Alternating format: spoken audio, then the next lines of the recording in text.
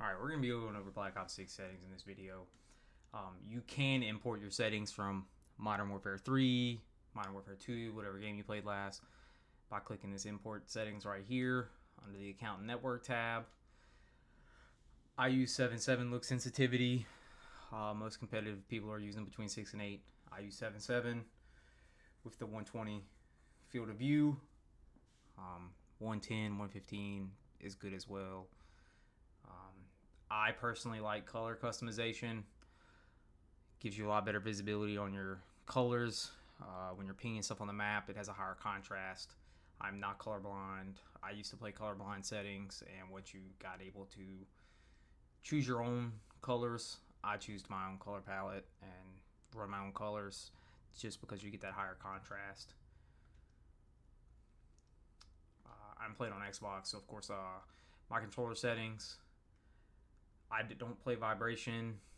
Call of Duty did change your dead zones. They are set at 10. I play them at 0. I don't think that's what I played. Another one, I changed my triggers to 0 as well. Aiming under the advanced settings. You want to use your instant ADS sensitivity, transition timing. I use a linear aim assist curve. You definitely don't want to use standard. I would switch that to dynamic. Linear is kind of a acquired taste. I've used it for a long time. But dynamic. Aim response curve slope, I use a 0.85. I was using a 1. I backed it down a little bit. No look inversion, none of that stuff. Sensitivity multiplier, the ADS sensitivity, I brought down to 0.8.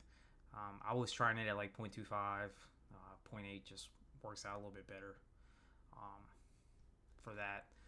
Movement, I have sprint assist off. Some people like to use tactical sprint assist. I like to walk around corners and not be sprinting. I do use single tap sprint though, as opposed to double tap. Mantle assist off. I don't see why there's any reason you would want to run up to something in mantle.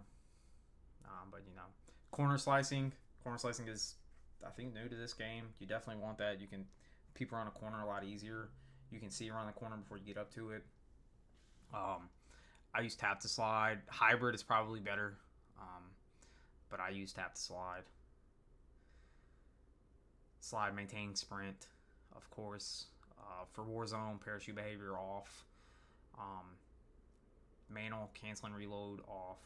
There's a sprint, cancel, reload. You want to turn that off as well.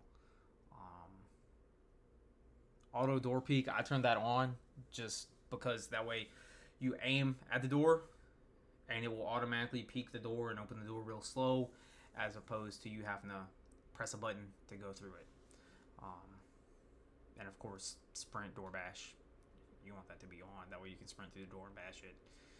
I don't use vehicles, so I'm not going to go over vehicle settings. Of course, this is all self-explanatory. You want that to be the way it was. I have body shield finishing move only, just for some challenges. I went to body shield only for challenges. But you can put that I would prioritize body shield because it's funner. I don't use the overlay either. World motion blur and weapon motion blur, you want all that off.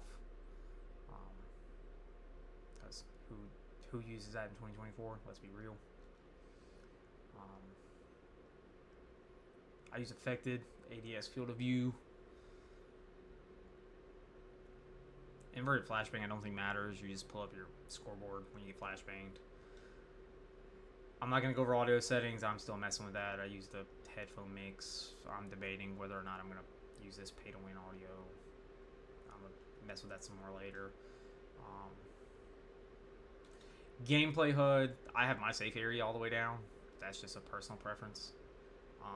Square minimap, of course. You can see more. Minimap rotation on. I'm thinking about moving my minimap. I don't know if it's going to transition to Warzone, but moving your minimap to the bottom of your screen in the center is probably going to be the move, because you can move your minimap in this game.